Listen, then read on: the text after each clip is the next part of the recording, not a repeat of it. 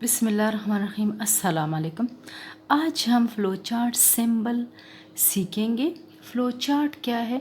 Flow chart दरअसल graphical representation है किसी भी प्रॉब्लम सॉल्विंग टेक्निक का, किसी भी अलगोरिदम का। जो भी हमें प्रॉब्लम आता है हम उसका अलगोरिदम बनाते हैं, स्टेप बाय स्टेप प्रोसीजर लिखते हैं। उस प्रॉब्लम को सॉल्व करने के लिए हम स्टेप लिखते हैं। फिर उन स्टेप्स को जब हम ग्राफिकली तरीके से, तस्वीरी तरीके से हम उसको रिप्रेजेंट करें तो उसको फ़्लो चार्ट कहा जाता है। अब हम देखेंगे कि कौन कौन से ख़ास सिंबल है और हर एक सिंबल का काम क्या है। Flow chart symbol, flow charts are special shape to represent different types of actions or steps in an algorithm। तो ये दरअसल वो स्पेशल शेप्स हैं जो जितने भी एक्शंस होते हैं, जो काम होते हैं, प्रोसेसिंग होती है, अलगोरिदम है, उनको रिप्रेजेंट करता है। तो ये इन शेप्स को कहा जाता है flow chart symbols. Lines and arrow show the sequence of the steps. जो फ़्लो चार्ट में लाइन्स होते हैं, जो एरोज़ होते हैं, वहाँ से डेटा एक स्टेप से दूसरे स्टेप में जाता है।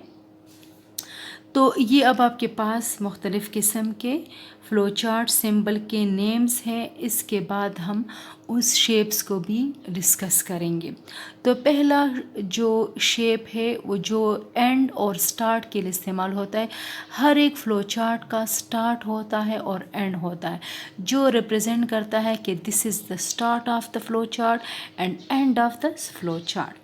Oval represent a start and end of a flow chart. Arrow lines, arrow lines का मकसद क्या है कि एक स्टेप से, प्रोसेसिंग स्टेप से, इनपुट आउटपुट स्टेप से दूसरे स्टेप में डेटा को ले जाना। Used to show the flow of control from one step to another. They also indicate progress from one step to another. Progress मतलब इनपुटिंग हुई है, उस इनपुटिंग की प्रोसेसिंग होगी, तो ज़ाहिर है अब इसको ले जाने के लिए एरो, किसी रास्ते की ज़रूरत होगी। वो उस एरो इंडिकेट करता है कि ये अब इनपुट से आउटपुट में या इनपुट से प्रोसेसिंग में डेटा फ़्लो किया उसने। उसके बाद है पैरेललोग्राम। पैरेललोग्राम दरअसल इनपुट आउटपुट एक्शन को रिप्रेजेंट करता है। For example input N, read, A, print, display. तो पैरेललोग्राम का मकसद क्या है? इस सिंबल के ज़रिए हम इनपुट और आउटपुट को रिप्रेजेंट कर सकते हैं। उसके बाद है प्रोसेसिंग। ये हम जानते हैं कि अलगोरिदम जो हम लिखते हैं उसमें पहला स्टेप इनपुटिंग होती है, उसके बाद प्रोसेसिंग, और आखिर में जो हमारा प्रॉब्लम सॉल्व हो जाता है उसकी आउटपुट आ जाती है। तो जो रेक्टेंगल है वो दरअसल प्रोसेसिंग को रिप्रेजेंट करता है कि मतलब एडिशन है, सब्ट्रैक्शन है, मल्टीप्लिकेशन है, कौन सा काम है जो डेटा पे होगा, जो डेटा पैरेललोग्राम से आएगा रेक्टेंगल में। तो ये आपके पास इस तरह के स्टेप्स हो सकते हैं। अब हमारे प्रॉब्लम में कुछ शराइत भी हो सकती है कि अगर फॉर एग्ज़ाम्पल स्टूडेंट के मार्क्स 33 से ज़्यादा है तो वो पास कंसिडर है, और अगर 33 से कम है तो वो फेल कंसिडर है। या फॉर एग्ज़ाम्पल किसी इलाके की आबादी 1 लाख से ज़्यादा है तो मतलब उसके लिए पानी का इंतज़ाम बेहतर होना चाहिए। ठीक है, इस तरह के शराइत हो सकते हैं। तो डायमंड दरअसल रिप्रेजेंट करता है शराइत को, कंडीशन को।